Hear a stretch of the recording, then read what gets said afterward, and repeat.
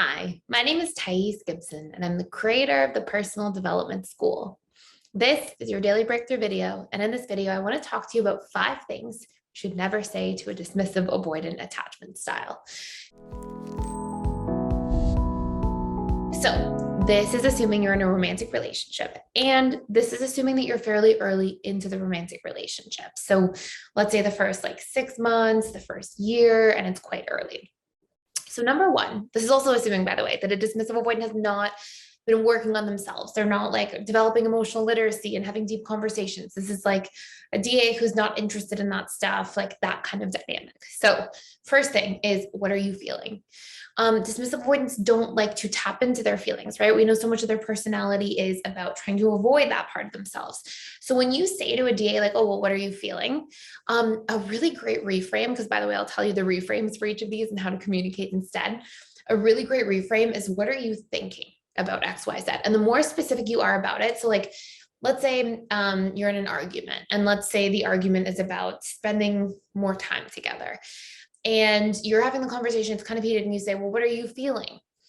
That puts the DA in an uncomfortable position within themselves, because they don't want to tune into themselves the vast majority of the time. So a healthier approach is to say, well, what are you thinking about what works in terms of time? Or what are you thinking in terms of negotiating how much time we spend together? What are you thinking in terms of what amount of time would work for you? And then I want to share with you what amount works for me, and let's compromise. So you want to get specific and ask for thoughts over feelings. This is speaking more in the DA's language the vast majority of the time, and just feels less vulnerable as a general rule. Number 2, to say to a dismissive avoidant, you're doing this wrong.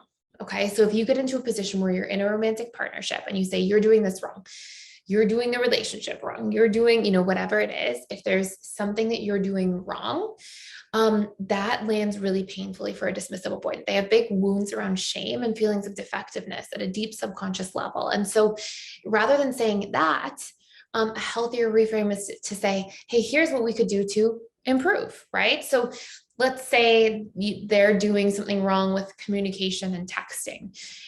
Tell them what you need instead with texting, rather than saying you're doing this wrong. It will go such a long way with dismissive avoidance, because they'll actually hear you and receive what you're saying and what you're needing, rather than shutting down because they feel triggered and shamed and then not being able to really have that information land anyways.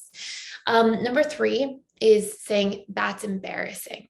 Dismissive avoidants really want to be accepted. They have, again, these big shame wounds. The opposite of shame is either pride or acceptance, depending on the situation. And so they want to hear that things are accepted. And, rather than embarrassing somebody by saying that's embarrassing, you can say, oh, that's funny. That's a funny story. Thanks for sharing that. That was probably vulnerable.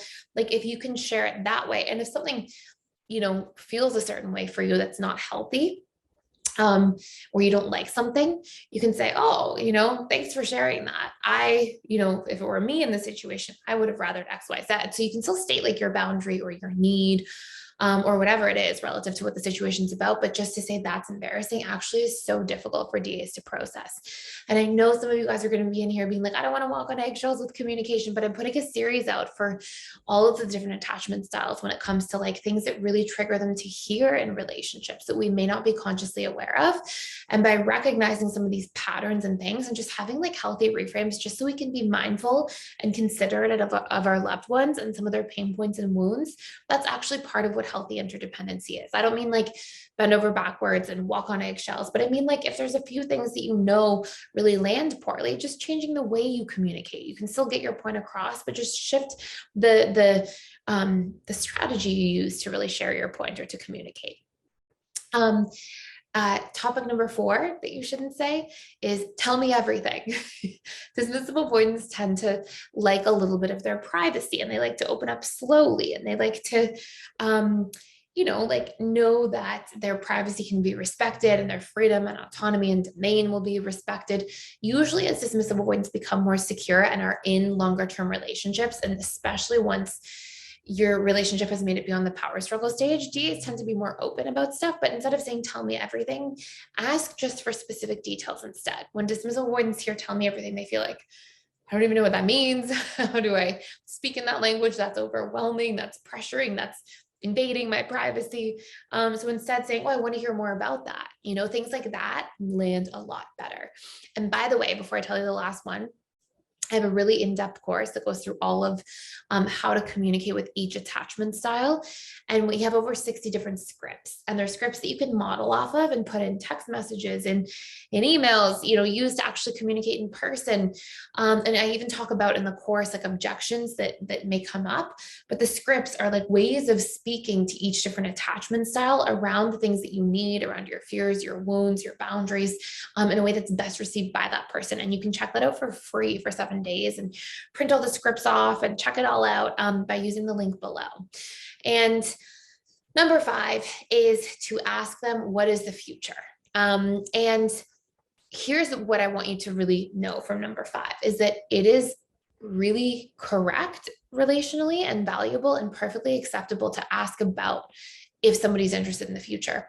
But a lot of DAs do this thing in their head where they kind of like, they really break things down. And they don't want to know, like, the future sounds so open-ended. They want to talk about specifics about the future. And so when you leave these things like open-ended, the DA often feels overwhelmed. They don't know how to respond. And this is when they shut down. And so rather than saying, what is the future? What does the future hold? Instead, say things like, do you see yourself wanting to progress in this relationship towards a future together?